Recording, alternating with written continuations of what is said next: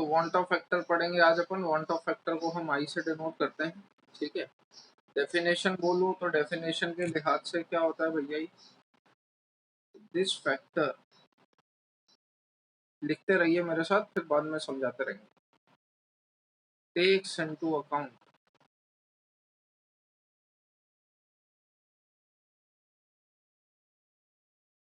Number of particles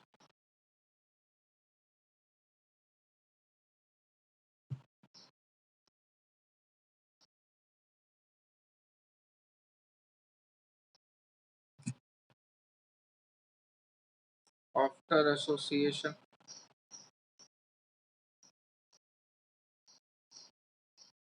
and dissociation.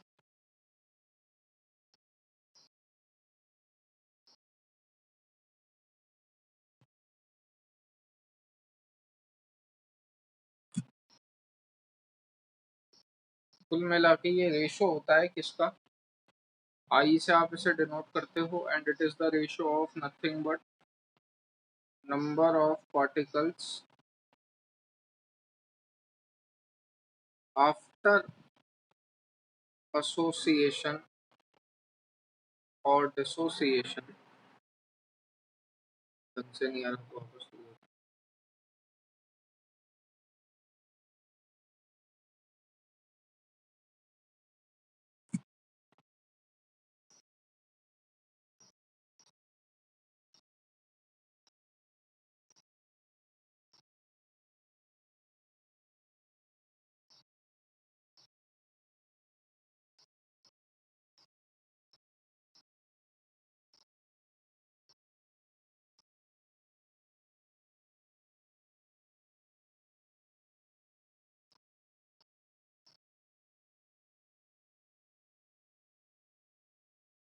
जैसा कि आप देख पा रहे हो, वांट ऑफ फैक्टर क्या होता है, रेशो होता है। किसका रेशो होता है भैया, टूटने या जुड़ने के बाद नंबर ऑफ पार्टिकल्स कितने बचे। कुछ नहीं बेटा, यही करवाया, ये डेफिनेशन लिखी और कुछ नहीं, ये लिख ले। तो वांट ऑफ फैक्टर क्या होता है, वांट ऑफ फैक्टर रेशो होता है। किसका रेशो होता है, number of particles after association या dissociation upon number of particle before association या डिसोसिएशन। मैंने आपको लास्ट टाइम बताया था कॉलिगेटिव प्रॉपर्टी डिपेंड करती है किस पे, नंबर ऑफ पार्टिकल्स पे। अब नंबर ऑफ पार्टिकल्स बढ़ भी सकते हैं, घट भी सकते हैं। बढ़ेंगे कैसे, टूट के, घटेंगे कैसे, जुड़ के। तो भैया इनिशियली जो भी थे, तो वांट ऑफ फैक्टर कैसे निकालते हैं, लेटस से कि इनिशियली 10 थे, अब उसके बाद वो टूट के 12 हो गए, तो आई क्या होगा 12/10। अगर वो जुड़ के 5 हो गए तो आई क्या होगा 5/10। मतलब आफ्टर, मतलब time t equal to T पे जो भी हुआ upon before time t equal to 0 पे जो भी था, ठीक है। ऑब्वियस सी बात है, डिसोसिएशन के केस में नंबर ऑफ पार्टिकल क्या होंगे, इंक्रीज, और एसोसिएशन के केस में नंबर ऑफ पार्टिकल क्या होंगे, डिक्रीज। क्योंकि नंबर ऑफ पार्टिकल इंक्रीज होते हैं तो कॉलिगेटिव प्रॉपर्टी इंक्रीज होती है, और कॉलिगेटिव प्रॉपर्टी इंक्रीज होगी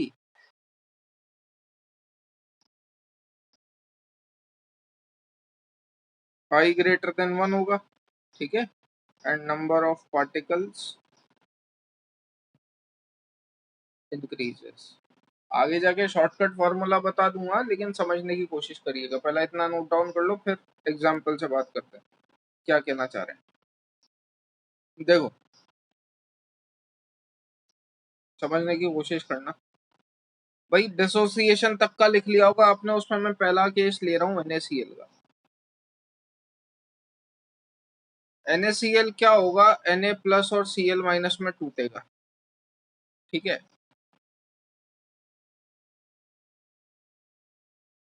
इंक्रीजेस था बेटा, ऐसे जो मैं साइन बनाता हूँ वो इंक्रीजेस का होता है, ये डिक्रीजेस का है। डिसोसिएशन के केस में नंबर ऑफ पार्टिकल बढ़ेंगे ना। NaCl टूटेगा Na plus plus Cl minus में, ठीक है। अब ये आप काम केमिकल इक्विलिब्रियम में बहुत कर चुके हो, वही काम मैं यहाँ करने वाला हूँ। इनिशियली अगर ये A था, यानी कि at time t equal to 0 पे मान लो, सपोज अगर आपको मानना है, कोई टाइम देना है तो टाइम t इक्वल टू 0 पे सपोज ये A था, ये कितना होगा 0, ये भी कितना होगा 0। तो ये तो बिफोर हुआ। आफ्टर की बात करूं यानी कि किसी time t equal to T, NaCl की कॉन्सेंट्रेशन टाइम के साथ क्या होगी, घटेगी कि बढ़ेगी? ऑब्वियस सी बात है, इट विल डिक्रीज। मैंने मान लिया वो ए अल्फा से डिक्रीज हुई। बता सकते हो कि अगर ये अल्फा घटा तो ये और ये कितना कितना बनेगा? केमिकल इक्विलिब्रियम में बहुत करें ऐसे सवाल अपन। अगर ये a माइनस एक्स होता तो ये कितना होता, Na।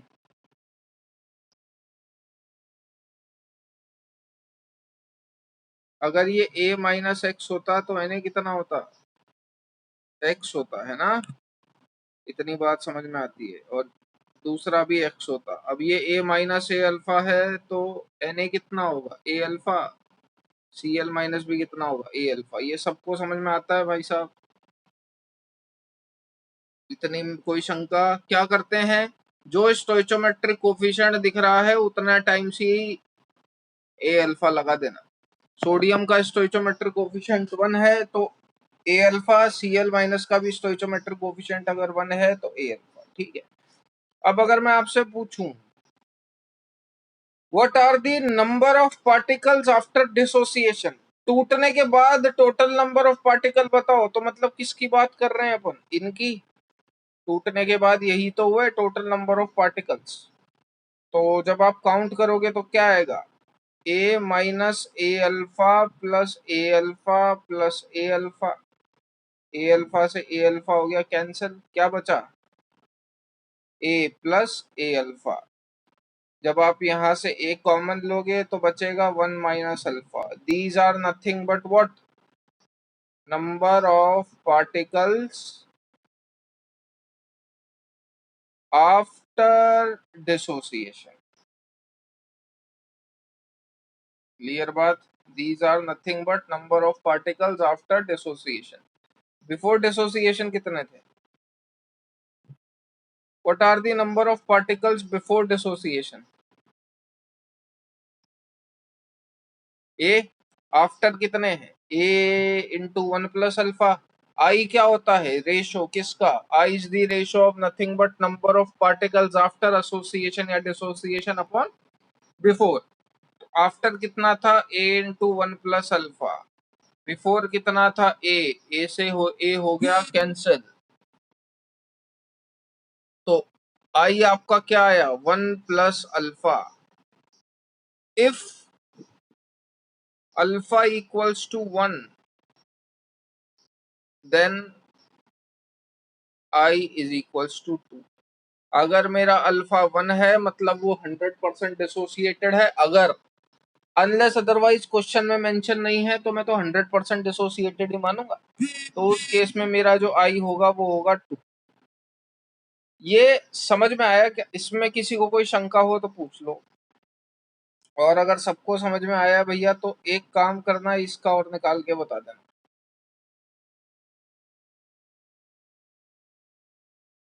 आई की वैल्यू बतानी है आपको, अल्फा की वैल्यू 1 पुट करेंगे then i is equals to 3, sorry, है ना। ये सबका सबका आया, हटा दे फिर इसको।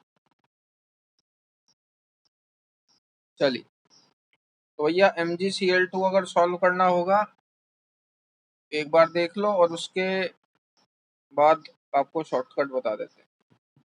Mg+2 + 2Cl माइनस इसमें ब्रेक करेगा, A 0 0 before after A minus a alpha 2A alpha because stoichiometric coefficient is 2। तो आफ्टर कितना बचेगा, A minus a alpha plus a alpha plus 2A alpha, काटा कूटी। तो a plus 2A alpha, a common ले लीजिए यहाँ से, 1 प्लस 2 अल्फा। तो रेशो लोगे आई का तो a 1 plus 2 alpha upon A, काटा कुटी। तो if alpha is equals to 1 then i is equals to 3। ठीक है, यहाँ तक होपफुली कोई डाउट नहीं होगा। चलो, तो अब भैया इसका, अच्छा एक लास्ट और करके बता दो चलो, Al2SO4 का होल थ्राइस।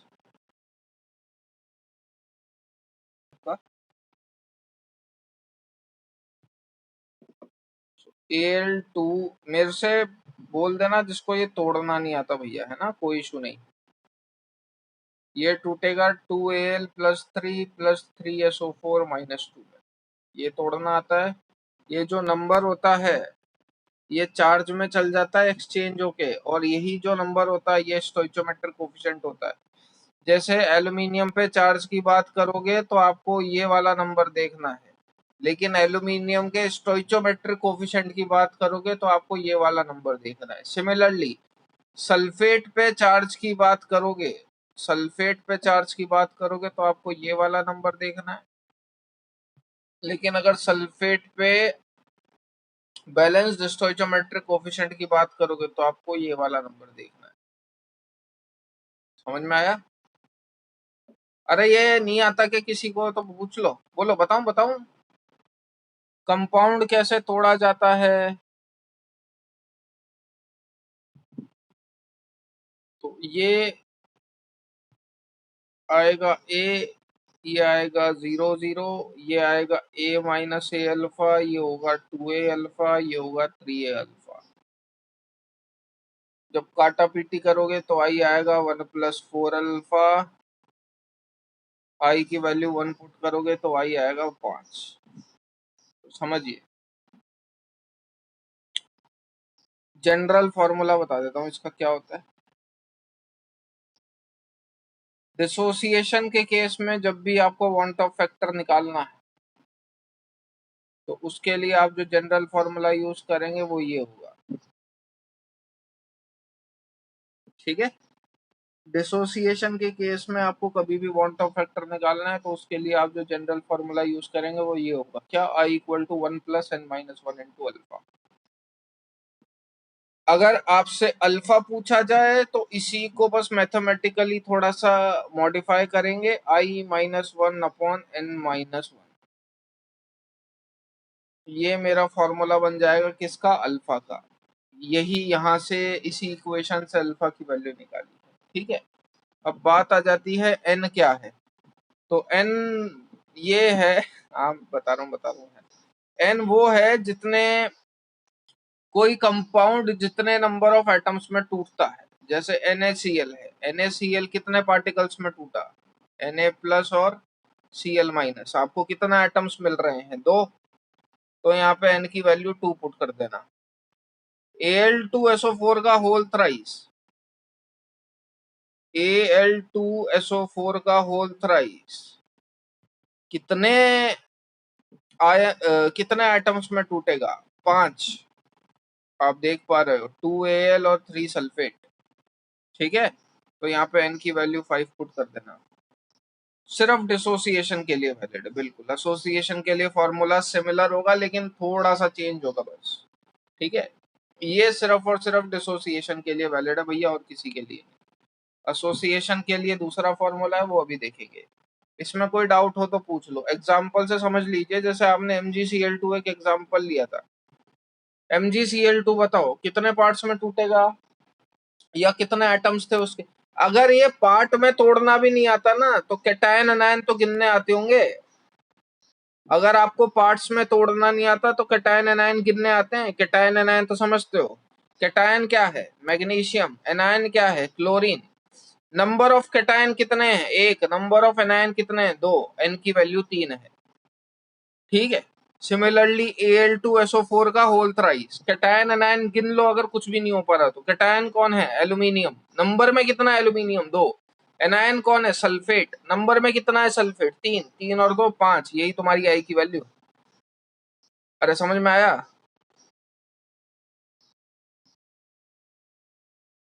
तो आपको अगर n की वैल्यू समझ में नहीं आए क्या पुट करनी है तो नंबर ऑफ कैटायन एनायन गिन लेना। जैसे MgCl2 कितने नंबर ऑफ कैटायन एनायन है टोटल मिला के, 3। तो I equal to 1 plus 3 minus 1 into alpha. अपना 1 प्लस 2 अल्फा आया होगा I, ठीक है। ऊपर वाला एग्जाम्पल ले लेते हैं। नंबर ऑफ कैटायन एनायन कितने, 5। 1 plus 5 minus 1 into alpha, I की वैल्यू आई थी 1 प्लस 4 अल्फा। समझ में आया? आगे बढ़े हैं।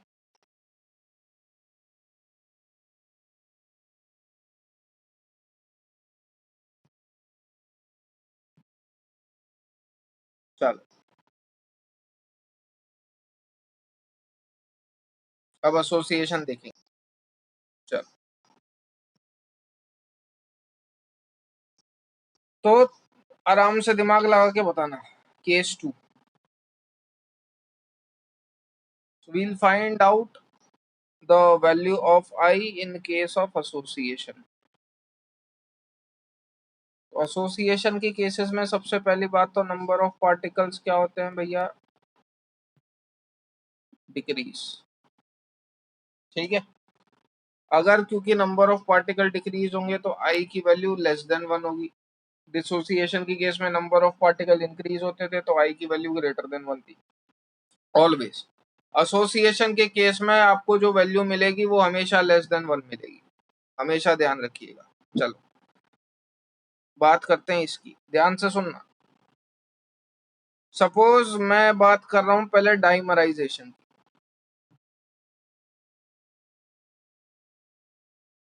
डाइमर भाई, डिसोसिएशन में क्या होता था? एक particle n number of particles में टूटता था। दैट एन कैन बी 2, 3, 5, 7, जो भी।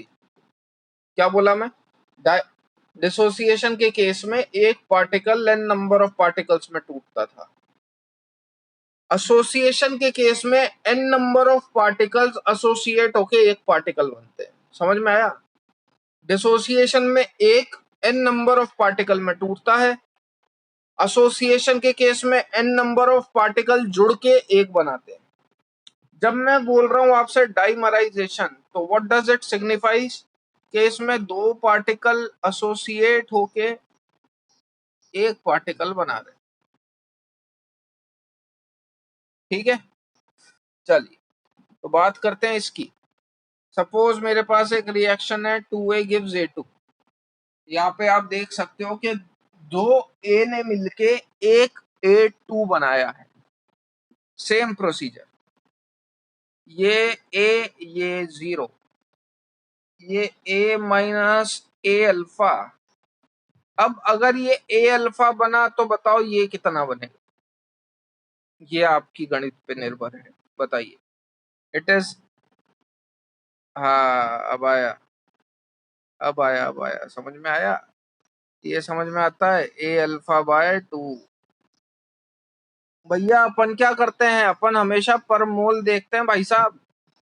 जिसको समझ में नहीं आया देख लीजिए। NaCl जैसे डिसोसिएशन में वैसे ही एसोसिएशन में, कुछ नया नहीं कर रहा मैं। Na plus plus Cl minus में टूटा, A00, A minus A alpha. मैं क्या बोल रहा हूं, हम हमेशा पर मोल में देखते हैं, पर मोल में देखते हैं। इसके एक मोल में से कितना घटा? A alpha. इसका मोल कितना है? एक। कितना बना? A alpha. इसका मोल कितना है? एक। कितना बना? A alpha. तो इसके एक मोल में से A अल्फा घटा है, सामने वाले में भी हम पर मोल के हिसाब से लिखते हैं, इसलिए A अल्फा और A अल्फा बचा। ठीक है, अब अगर मैं बात करूं 2A की, तो इसके दो मोल में से A अल्फा घटा है, दो मोल A में से A अल्फा घटा है, दो में से घटा है, तो पर मोल कितना घटा होगा? A alpha by 2। तो सामने कितना बना होगा? A अल्फा बाय 2, क्योंकि उसका तो एक ही मोल है। ये बात समझ में आती है? यहां तक कोई इशू नहीं होगा, है ना? चलो तो सेम, अगर मैं ट्राइमराइजेशन करूं तो क्या बनेगा उस केस में? फटाफट बता दो तो जवाब। अच्छा खैर, उससे पहले अगर मैं वांट ऑफ, बिल्कुल, अगर मैं वांट ऑफ फैक्टर निकालना चाहूं, अगर मैं वांट ऑफ फैक्टर निकालना चाहूं तो I equal to particle after association, तो A minus A alpha plus A alpha by 2। कितना बचेगा ये? A minus A alpha by 2। Again A common ले लीजिए, A into 1 minus alpha by 2। Clear है? सेम इफ, अच्छा क्या अल्फा की वैल्यू कभी नेगेटिव हो सकती है क्या? तो अपन बोलेंगे नहीं, अल्फा तो अरे अल्फा तो क्या होता है, डिग्री ऑफ डिसोसिएशन, टूटने की टेंडेंसी। कोई नेगेटिव में तो टूटेगा नहीं ना भाई साहब, या तो टूटेगा या नहीं टूटेगा।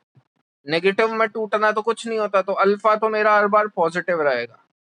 ठीक है, अल्फा मेरा हर बार पॉजिटिव रहेगा। खैर, यहाँ पे जब आप अल्फा की वैल्यू 1 पुट करोगे तो आई की वैल्यू कितनी आएगी?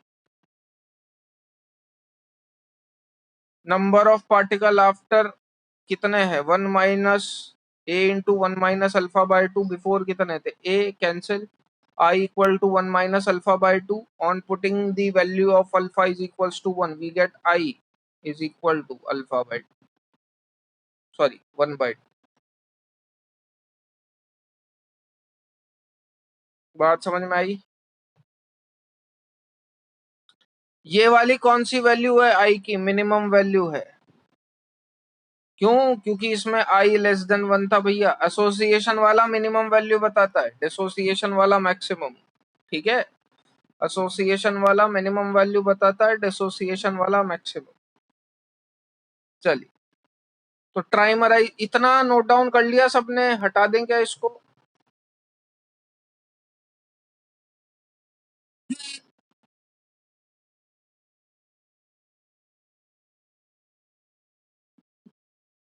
चलिए, किसी का बच तो नहीं रहा, मैं हटा रहा हूं क्योंकि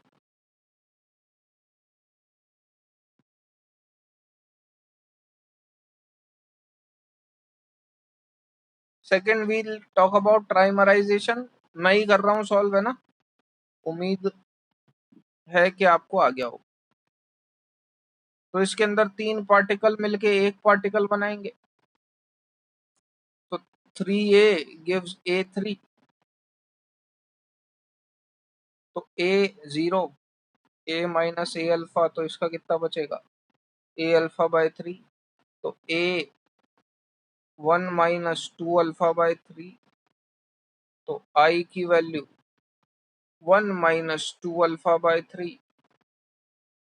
if alpha is equals to 1 then i is equals to 1 by 3। तो ये ट्राइमराइजेशन के लिए है। अब मैं इसके जनरल फॉर्मूला की बात करूं तो देखो, डिसोसिएशन का फॉर्मूला क्या था? I equal to 1 plus n minus 1 into alpha. ठीक है, इसके अंदर आई की वैल्यू हमेशा ग्रेटर देन 1 थी। ठीक, यहाँ पे आप देख पा रहे हो कि आई की वैल्यू हमेशा लेस देन 1 है और वो 1 बाय की फॉर्म में आ रही है। तो इसलिए आपको कुछ नहीं करना, एन की जगह बस 1 बाय एन लिख देना। ठीक है, डिसोसिएशन के केस में जहां एन आ रहा था, एसोसिएशन के केस में वहीं 1 बाय एन लिख देना। बात सेम है। अब मुझे बताओ, डाइमराइजेशन के केस में एन की वैल्यू कितनी होती है? डाइमराइजेशन के केस में एन की वैल्यू कितनी पुट करेंगे? तो डिसोसिएशन में आप क्या देख रहे थे? एक कंपाउंड, बिल्कुल सही। डिसोसिएशन के केस में आप क्या देख रहे थे? एक कंपाउंड कितने पार्टिकल्स में टूट रहा है, वही आप एन की वैल्यू पुट कर देते थे। एसोसिएशन के केस में आप क्या देखोगे? कितने पार्टिकल जुड़ के एक बना रहे हैं। तो डाइमराइजेशन में कितने पार्टिकल जुड़ के एक बना रहे थे? 2। ट्राइमराइजेशन में कितने पार्टिकल जुड़ के एक बना रहे थे? 3। तो जब आप n की वैल्यू 2 पुट करोगे तो आपको अल्फा सॉरी i की वैल्यू पता चल जाएगी इन केस ऑफ डाइमराइजेशन। जब आप n की वैल्यू 3 पुट करोगे तो आपको i की वैल्यू पता चल जाएगी इन case of association and in case of trimerisation. Note down हो गया हो तो आगे बढ़ते हैं। ऑब्वियस सी बात है, यहाँ से आप अल्फा की वैल्यू यहाँ से भी निकाल सकते हो। क्या आएगी? i minus 1 upon 1 by n minus 1।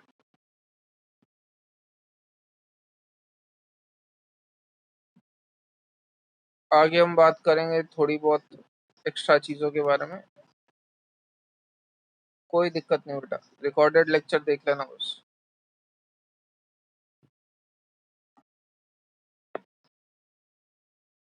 एक सेकंड दीजिएगा।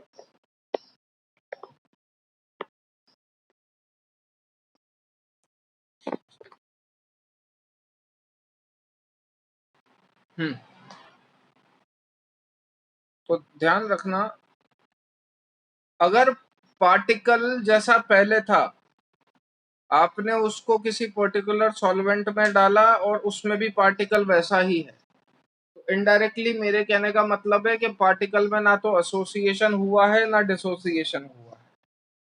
तो if particle undergoes neither association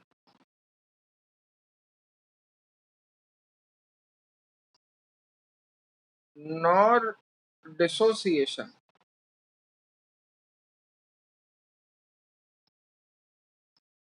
इस टाइप की प्रॉपर्टीज को आप क्या बोलते हो? Normal colligative property. Colligative property को मैं सीपी लिखूंगा, ठीक है।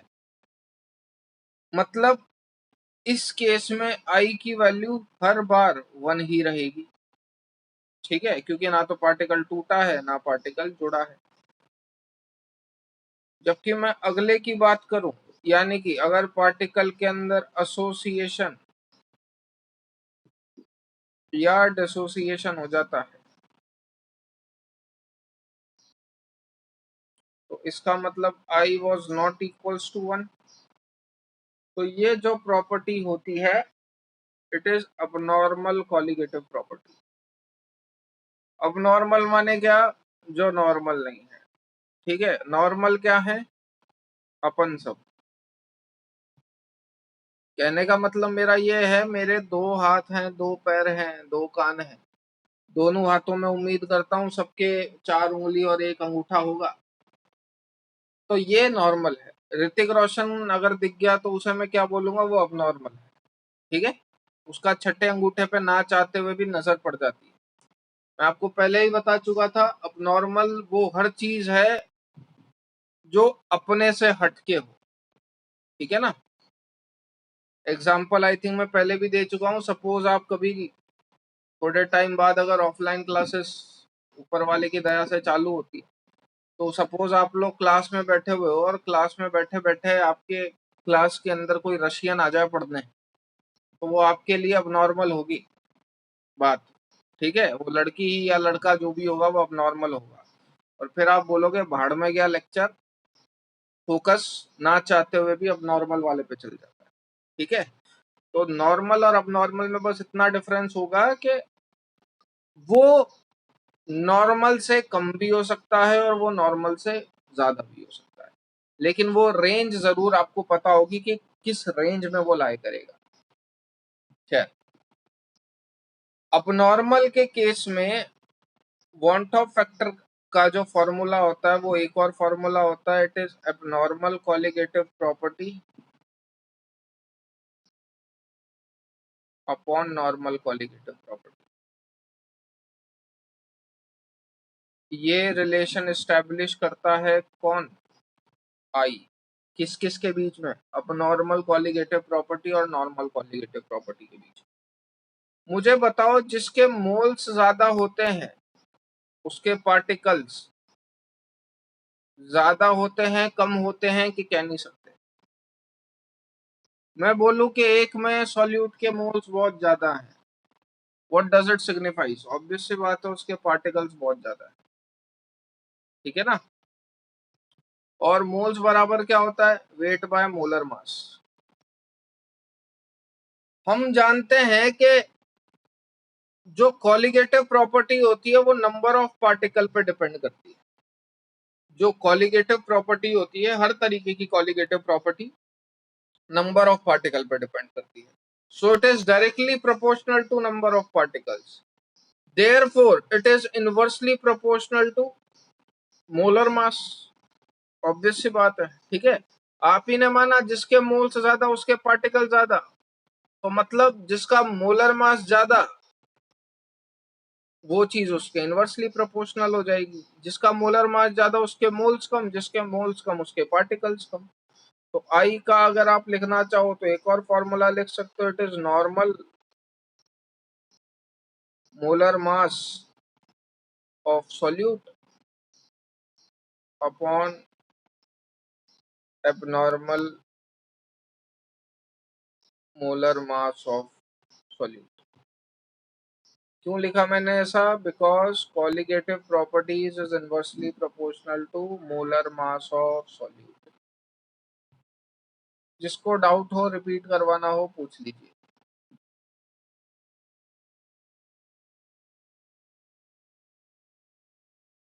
हमने जो फॉर्मूला लिखा था वो क्या लिखा था? I equal to normal molar mass of solute upon abnormal molar मास।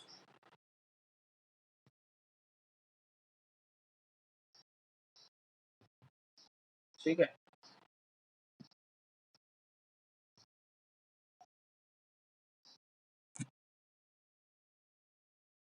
तो क्या फंडा है भैया इसका? एसोसिएशन के केस में थोड़ा सा उठपटांग सवाल पे जाते हैं ताकि खुद अज्यूम कर पाइए। If I is less than 1, तो बताइए मोलर मास पे क्या इफेक्ट पड़ेगा? बढ़ेगा कि घटेगा?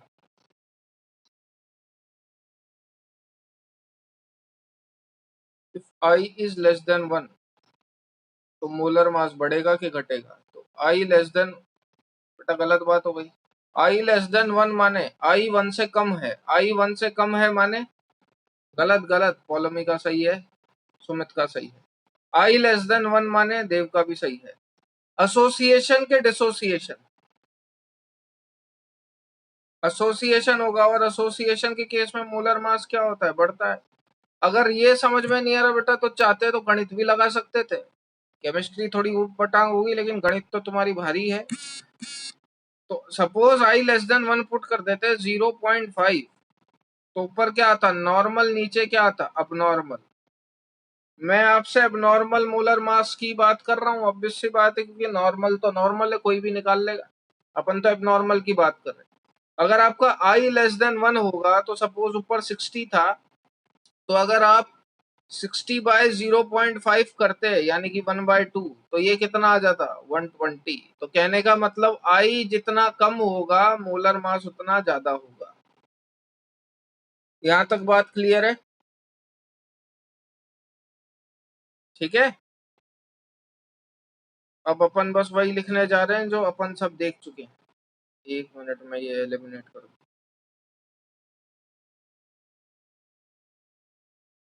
चल, so in case of association, molar mass क्या होता है? इंक्रीज।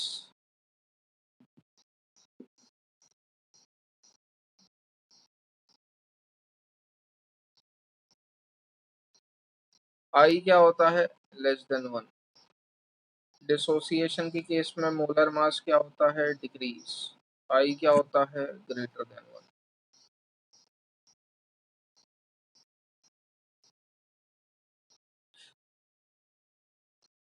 तो अब समझो इसको एग्जांपल से। जैसे मैं आपसे पूछ लूं केसीएल के बारे में,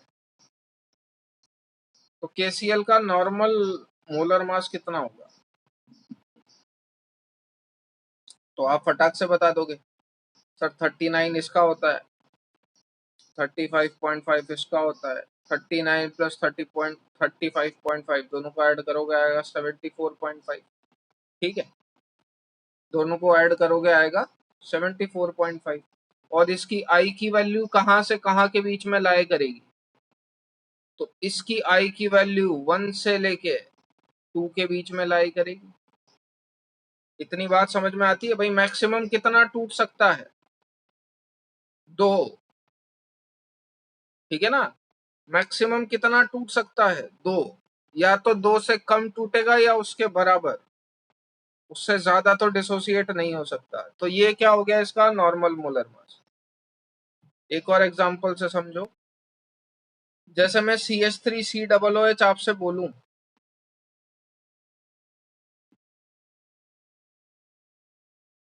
तो CH3COOH का नॉर्मल मोलर मास कितना है? 60। मैं आपसे बोलूं अब नॉर्मल कितना है?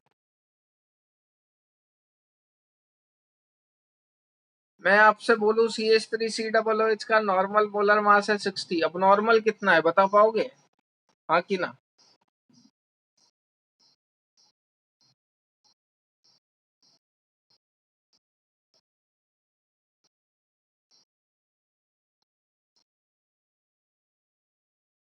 नॉट इक्वल टू 60, बस। ठीक है, नॉर्मल 60 है, अब नॉर्मल 60 नहीं होगा, बस इतना ही कर सकते हो, इसके अलावा आप लोग कुछ नहीं बता सकते। हाँ, रेंज के बारे में आप जरूर कमेंट कर सकते हैं। क्या बोला मैं? रेंज के बारे में आप जरूर कमेंट कर सकते हैं, जैसे रेंज किसकी क्या होगी, एग्जाम्पल के तौर पे समझिए। जैसे मेरे को इसकी रेंज पता लगानी है कि भाई सपोज मैं KCl की रेंज पता लगाना चाहता हूँ कि एबनॉर्मल मोलर मास किस से किस रेंज में लाई कर रहा होगा, तो कुछ नहीं, मिनिमम और मैक्सिमम पता लगाना है। ठीक है, क्या करना है? मिनिमम और मैक्सिमम पता लगाना है। तो जो अबनॉर्मल की रेंज होगी वो मिनिमम और मैक्सिमम के बीच में होगी। ठीक है, अब अगर आपको मिनिमम मोलर मास पता लगाना है तो बताओ मिनिमम मोलर मास कैसे पता लगा सकते हो और उसकी वैल्यू क्या होगी फॉर KCl? ठंडे दिमाग से सोचिएगा इसको।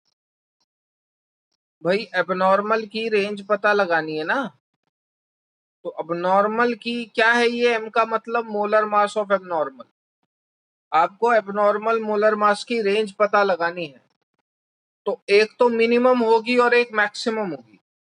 मैक्सिमम मोलर मास कितना हो सकता है KCl का, जो उसका नॉर्मल मोलर मास है, इससे ज्यादा तो हो नहीं पाएगा।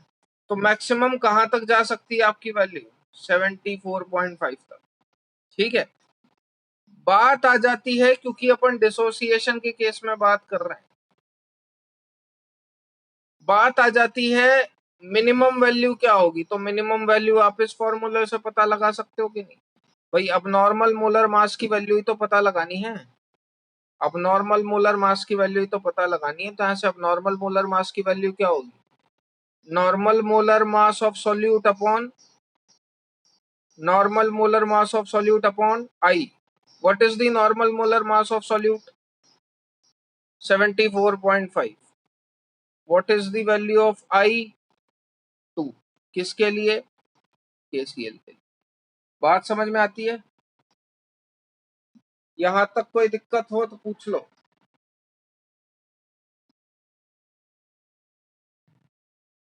ये वैल्यू यहाँ क्यों पुट करी? हाँ लिखना है, सब लिखना है भैया, सब लिखना है। ये चीज किसे समझ में नहीं आई वो पूछ सकता है आराम से, नोट डाउन कर लो फिर बता दो मेरे को किसे समझ में नहीं आई। ये वाली सुमित, ये पूरा ही समझ में नहीं आया, ये पूरा बता देते हैं, चल पहले इतना नोट डाउन कर ले फिर बात करते हैं।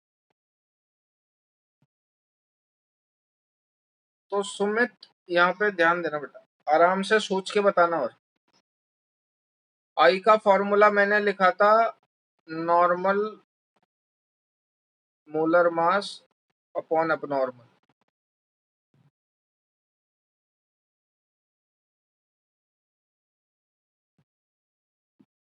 ठीक है, अब अपन तो नॉर्मल तो मैं हर किसी का फाइंड आउट कर सकता हूँ, हाँ की ना?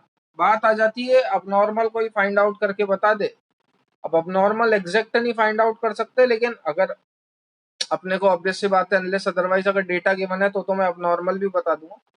लेकिन अगर आपको रेंज फाइंड आउट करनी है तो अपन रेंज जरूर फाइंड आउट कर सकते हैं अब normal molar mass of solute की। कैसे वो समझ, मुझे बता, अगर आई बढ़ाऊंगा तो अब normal molar mass of solute घटेगा, हाँ कि ना? इनवर्सली प्रोपोर्शनल है। और आई बढ़ा रहा हूं मतलब मैं आई को इंक्रीज कर रहा हूं। इंक्रीज किस केस में होता है, डिसोसिएशन के केस में कि एसोसिएशन के केस में? आई इंक्रीज किस केस में होता है, डिसोसिएशन के केस में कि एसोसिएशन के केस में?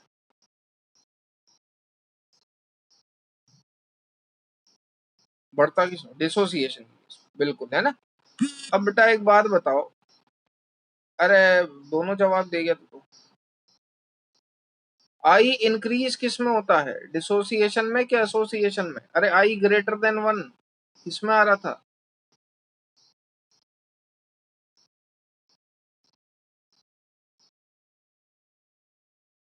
डिसोसिएशन के केस में आ रहा था ना, एसोसिएशन के केस में थोड़ी ना, है ना। तो अगर आई बढ़ाएगा तो एबनॉर्मल मोलर मास की वैल्यू कम होगी, ठीक है। तो मुझे बता,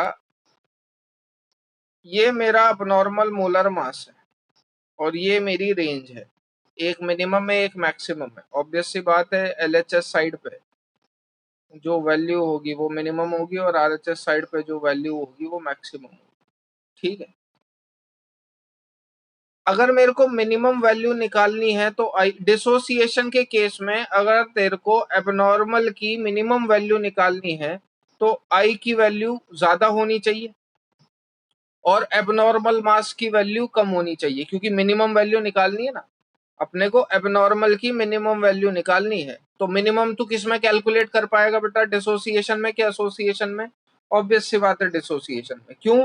क्योंकि डिसोसिएशन के केस में ही आई बढ़ता है। इतनी बात समझ में आई? क्योंकि डिसोसिएशन के केस में ही आई बढ़ता है तो अपन minimum value of abnormal molar mass सिर्फ डिसोसिएशन के केस में ही निकाल पाएंगे। यहां तक कोई तकलीफ?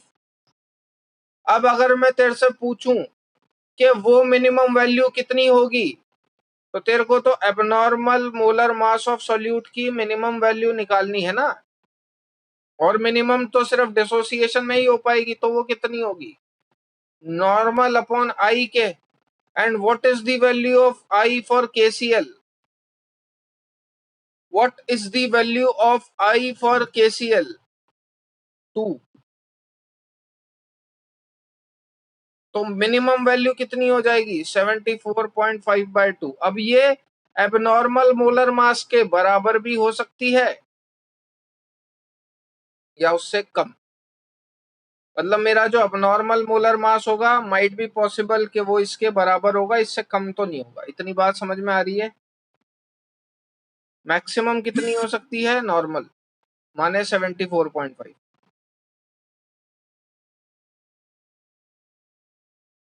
इससे ज्यादा केसीएल का तो मास जाएगा नहीं। अब उल्टा करके देख ले, सपोज तेरे को एसोसिएशन के केस में निकालना होता, एसोसिएशन के केस में अपन ने यही अबनॉर्मल मोलर मास की रेंज निकाल दी। अब मैं तेरे से पूछना चाह रहा हूं, अबनॉर्मल के केस में, एसोसिएशन के केस में अबनॉर्मल की वैल्यू घटेगी कि बढ़ेगी? तो अबनॉर्मल के केस में आई की वैल्यू क्या होती है? कम होती है। आई की वैल्यू कम होने का मतलब एबनॉर्मल मोलर मास की वैल्यू कितनी होगी? मतलब अबनॉर्मल मोलर मास की वैल्यू क्या होगी, बढ़ेगी कि घटेगी? बढ़ेगी। कितनी बढ़ेगी? Same, normal molar mass of solute by i. तो कहने का मतलब एसोसिएशन के केस में मुझे बता, तू उसकी मैक्सिमम वैल्यू निकाल पाएगा कि मिनिमम?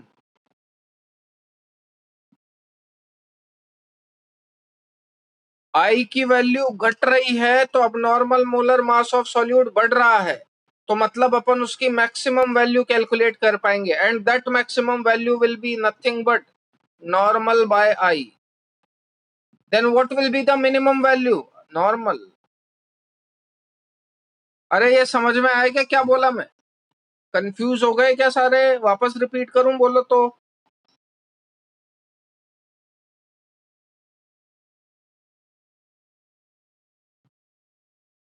बाकी बाकी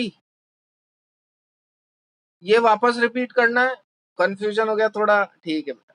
देख समझ, शांति से देखो। अपन क्या आराम से निकाल सकते हैं? नॉर्मल। मेरे को दिक्कत काहे में आती है? एबनॉर्मल में, ठीक है। और एबनॉर्मल कब डिफाइन होता है? या तो एसोसिएशन हो रहा हो या डिसोसिएशन। बात समझ में आई? इसमें कोई प्रॉब्लम है विहान? बेटा नॉर्मल तो अपन निकाल लेंगे। अब नॉर्मल कब होता है? या तो एसोसिएशन हो रहा हो या डिसोसिएशन। अब बात आ जाती है रेंज की। क्या मैं रेंज की बात कर लेता हूं। तो अपन ने क्या करा है, अपन ने फॉर्मूला लिखा था I equal to normal molar mass of solute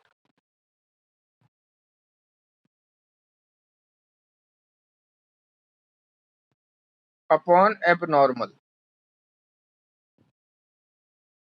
solute का। ठीक है। अब सपोज मुझे रेंज निकालनी है बेटा। कहां कहां रेंज निकालनी है मुझे? डिसोसिएशन में भी रेंज। केसीएल का ही एग्जांपल ले रहा हूं मैं ना, क्योंकि वही लिखवाया आप लोगों को। केसीएल का नॉर्मल हमने निकाला था कितना? 74.5।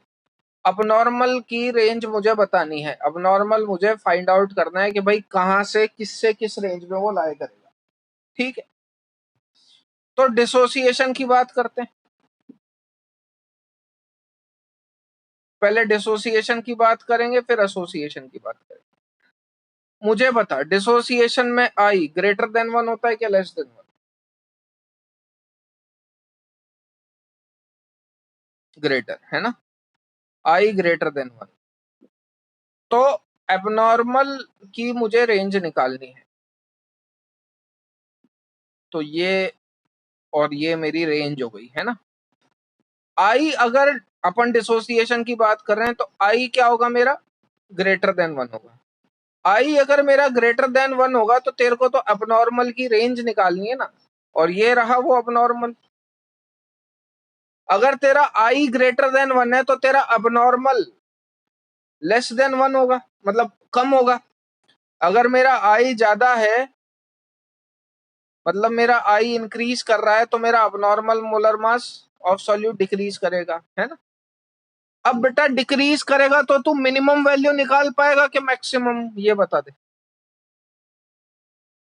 अगर अपना अबनॉर्मल आई इंक्रीज कर रहा है, वापस सुन, अगर अपने को अबनॉर्मल की रेंज फाइंड आउट करनी है, अबनॉर्मल की, डिसोसिएशन के केस में आई बढ़ रहा है तो अबनॉर्मल क्या हो रहा है?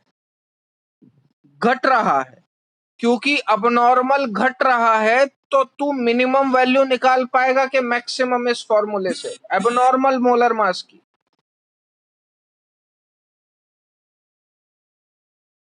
मिनिमम निकाल पाएगा। और वो मिनिमम कितनी होगी बेटा? नॉर्मल बाय आई। समझ में आई?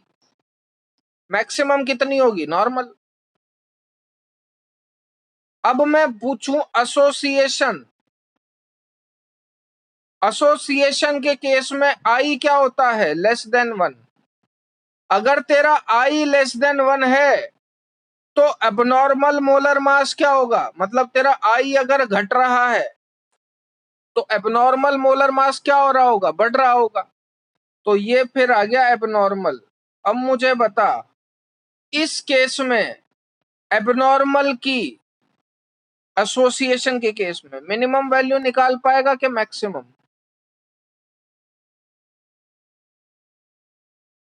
ठीक है। क्यों? क्योंकि आई घट रहा है। आई घट रहा है तो अबनॉर्मल बढ़ रहा है, तो यहाँ पे अपन मैक्सिमम वैल्यू निकाल लेंगे। कितनी? M normal by i. Minimum कितनी होगी? M normal. तो ध्यान रखना, डिसोसिएशन के केस में जो रेंज होती है वो ये होती है, और एसोसिएशन के केस में जो रेंज होती है वो ये होती है। बात समझ में आई? आगे हम बात करेंगे एलिवेशन इन बॉइलिंग पॉइंट की।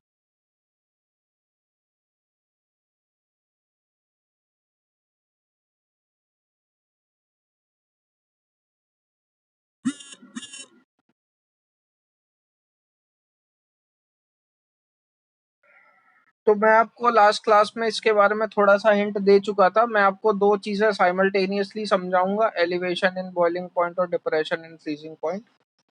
फॉर्मूलाज दोनों के सेम है, सेम माने अप्रोक्सीमेटली सेम है।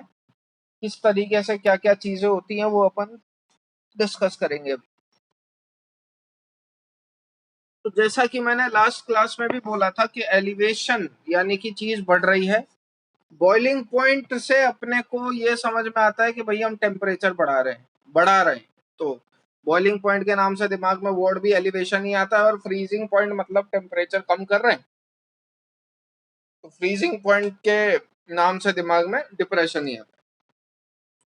तो समझिएगा, जैसा कि मैंने आपको बोला कि कोई भी कॉलिगेटिव प्रॉपर्टी के लिए आप कौन सा सॉल्यूट यूज करोगे, नॉन वोलेटाइल। तो दोनों पैरेलल केसेस समझिएगा। आगे जाके क्योंकि मैं आपको फॉर्मूला लिखवा दूंगा डायरेक्ट, हालांकि बना लेंगे ग्राफ भी अपन, उसमें कोई इतना लफड़ा नहीं है, बट मैं आपको प्रैक्टिकली समझाना चाह रहा हूँ कि फंडा क्या चल रहा है, और जो दिमाग में है बस वही जवाब दीजिएगा, जो भावनाएं आती हैं गलत होए चलेगा। ये रहा मेरे पास एक पानी है ना, वाटर, और इसके अंदर मैं कोई नॉन वॉलेटाइल सॉल्यूट डाल देता हूँ। नॉन वॉलेटाइल सॉल्यूट बोले तो इसकी वेपराइज होने की टेंडेंसी नहीं। ये रहा कोई दूसरा कंटेनर जिसके अंदर मैंने नॉन वॉलेटाइल सॉल्यूट डाल दिया, वाटर प्लस NVS लिख रहा हूँ मैं, नॉन वॉलेटाइल सॉल्यूट। तो यहाँ पे जो होगा वो पानी ही पानी होगा,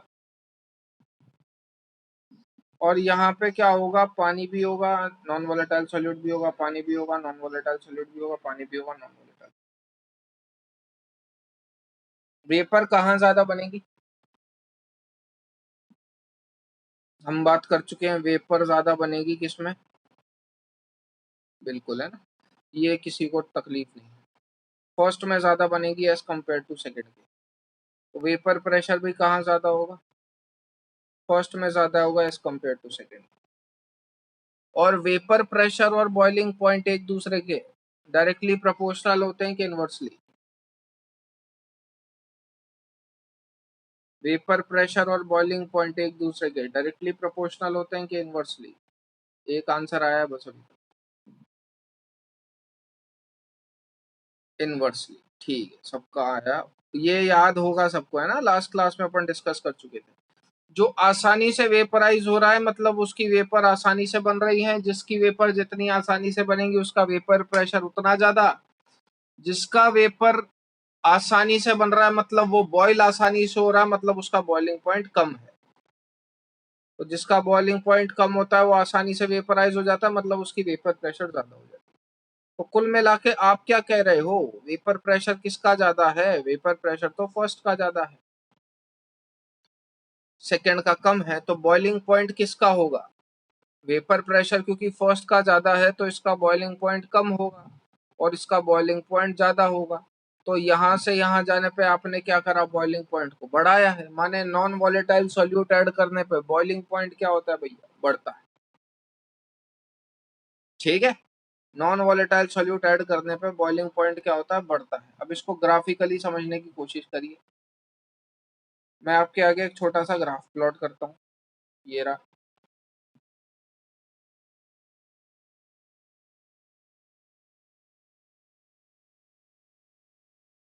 देखो बॉइलिंग पॉइंट कैसे मेजर करा जाता है, मैं आपको पहले भी बता चुका था कि जब इक्विलिब्रियम पोजीशन मेंटेन हो जाती है एक्सटर्नल प्रेशर से, जो अपने एटमॉस्फेरिक प्रेशर जो लग रहा होता है जब उसके साथ वेपर अपना इक्विलिब्रियम मेंटेन कर लेती है, उस पॉइंट को मैं बॉइलिंग पॉइंट बोलता हूँ। ठीक है, रिपीट कर देता हूँ, एटमॉस्फेरिक प्रेशर से जब पानी की वेपर्स इक्विलिब्रियम मेंटेन कर लेगी और उस इक्विलिब्रियम पॉइंट पे आपने जो टेम्परेचर दे रखा होगा उसी टेम्परेचर को आप क्या बोलोगे, boiling point of the solvent. तो जब हमने वेपर प्रेशर और टेम्परेचर के बीच में ग्राफ प्लॉट करना चाहा, तो वो टेम्परेचर मान लेना इसको है ना, तो वो ग्राफ कुछ ऐसा आया, किसका, वेपर प्रेशर और टेम्परेचर के बीच में जब मैंने ग्राफ प्लॉट करना चाहा किसका, सॉल्वेंट का, तो वो ग्राफ कुछ ऐसा आया। किसका ग्राफ है ये, सॉल्वेंट का ग्राफ है ये।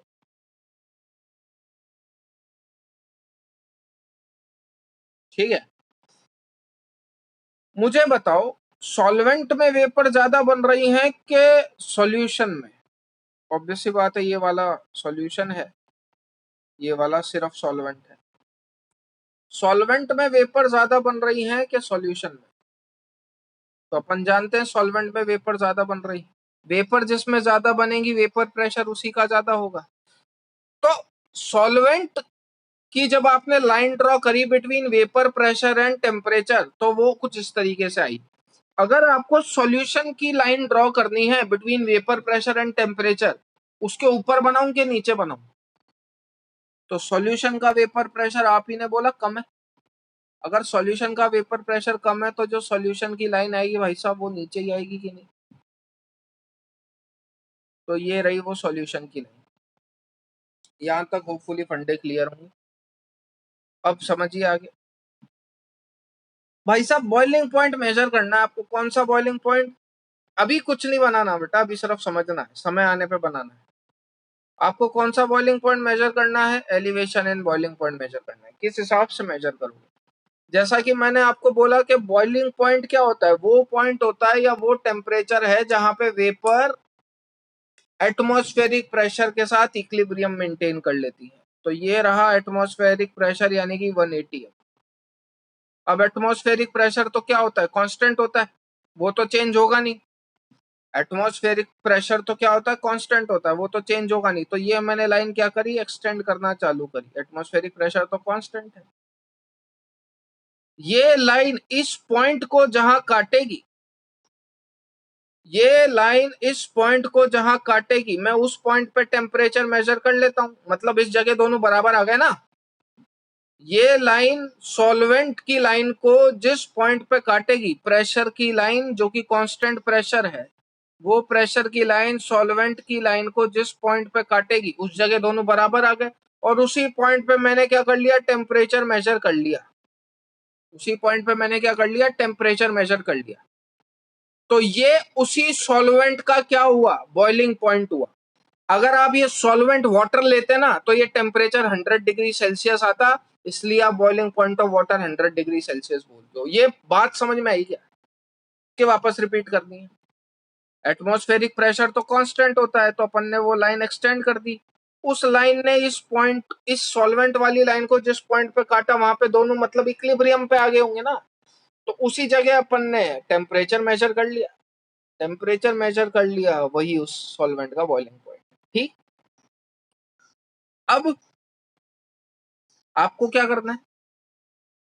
सपोज आपको उस सॉल्यूशन का बॉइलिंग पॉइंट निकालना है। अरे तो बॉइलिंग पॉइंट निकालने का तो फंडा सीधा है।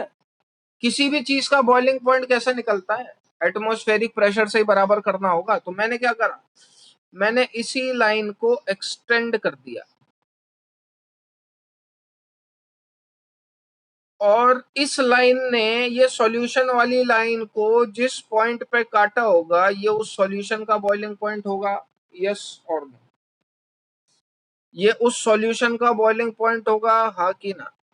ठीक है, तो भैया सॉल्वेंट क्या है? सॉल्वेंट वाटर है, और वाटर क्या है? अपनी प्योर फॉर्म में है। तो इसका जो टेम्परेचर होगा मैं उसको टी नॉट बी लिख दूं। मैंने आपको बताया था किसी भी प्योर को लिखने का क्या सिग्निफिकेंस है कि उसके ऊपर नॉट लगा दो। तो बी क्या सिग्निफाई करता है? Boiling point. तो ये क्या है? उस सॉल्वेंट का बॉइलिंग पॉइंट जब वो अपनी प्योर स्टेट में था। बताओगे सॉल्यूशन को किससे लिखें? टी बी से, क्योंकि सॉल्यूशन तो प्योर स्टेट में होता नहीं। क्योंकि सॉल्वेंट प्योर स्टेट में था, सिर्फ पानी लिया था, उसमें कोई घोटाला नहीं था, तो उसका जो टेम्परेचर है वो आपने टी नॉट बी से रिप्रेजेंट करा। सॉल्यूशन का टेम्परेचर आपने टी बी से रिप्रेजेंट करा। टी बी बड़ा के टी नॉट बी?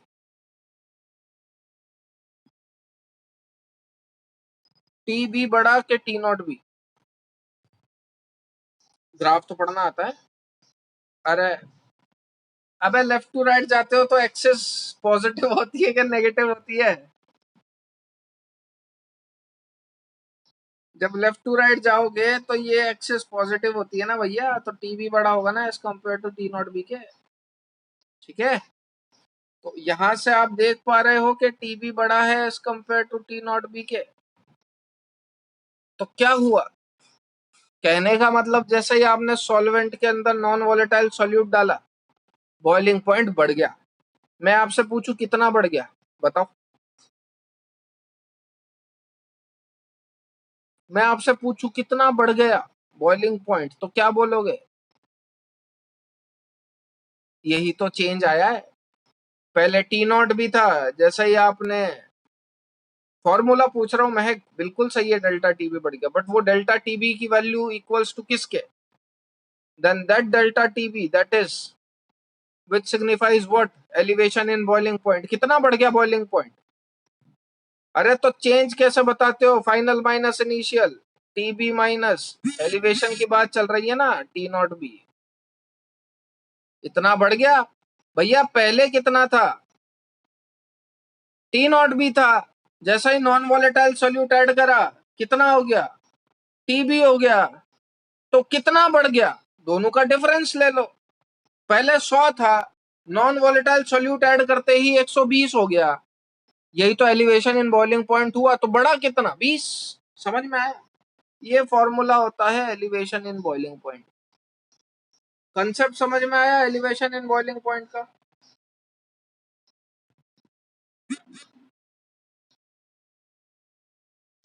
किसी को डाउट है? वापस रिपीट करूं?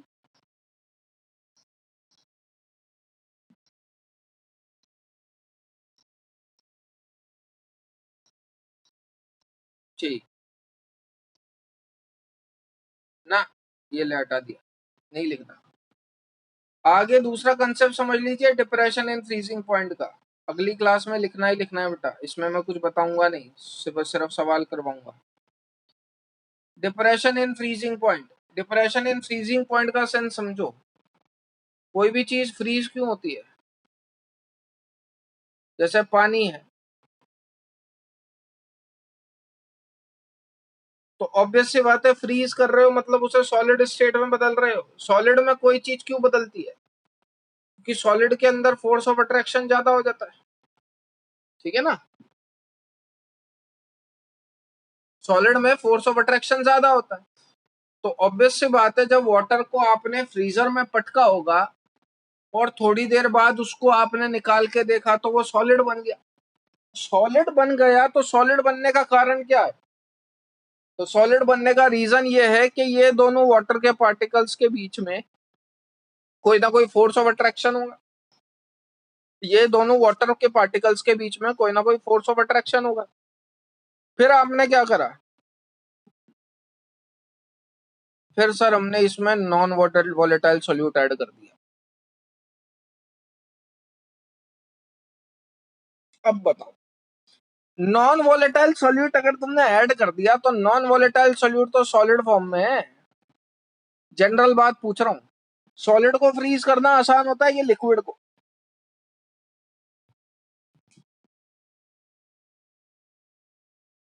सॉलिड को फ्रीज करना आसान होता है कि लिक्विड को? जनरल। अरे तुम्हें फ्रीजर में पटक दूं और आइसक्रीम को फ्रीजर क्या बोलते हैं इसको, पानी को फ्रीजर में पटक दूं, कौन पहले जम जाएगा? तुम्हारी पूरी बॉडी जम जाएगी क्या? बर्फ से तुम लोग ढक जाओगे? ऑब्वियस सी बात है, सॉलिड को फ्रीज करने में मेहनत ज्यादा लगती है एज कम्पेयर टू लिक्विड के। ठीक है, समझो, खैर छोड़ो वो सब तो जाने दो। ये क्या था?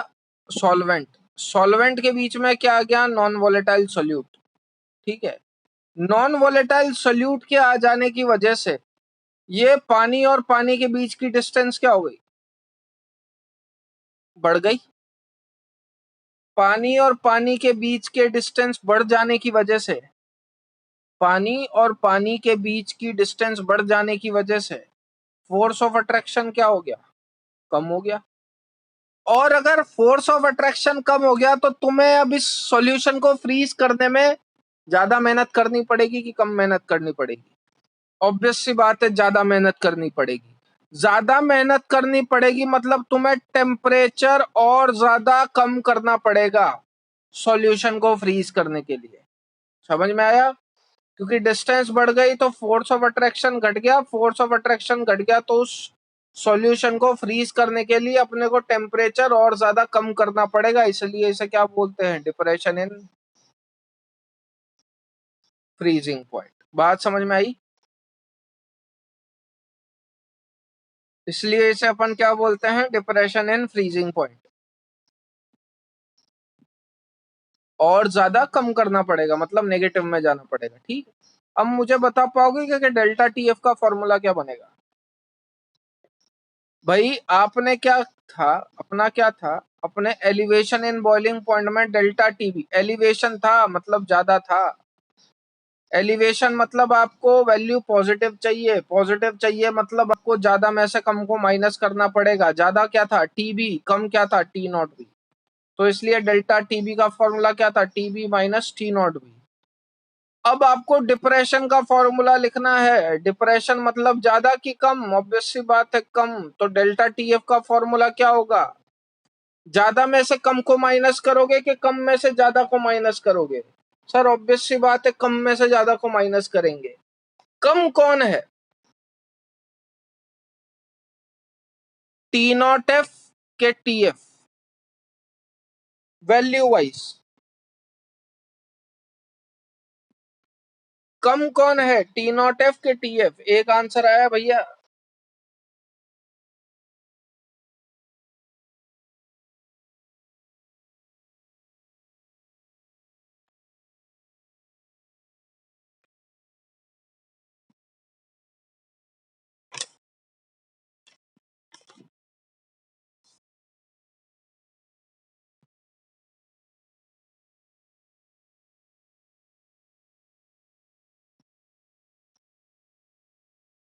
हाँ जी, तो देखिए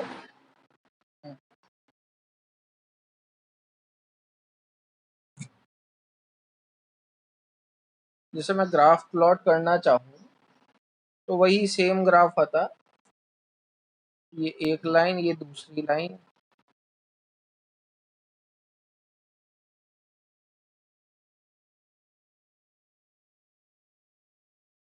अब मुझे बताओ फ्रीजिंग पॉइंट किसका कम है?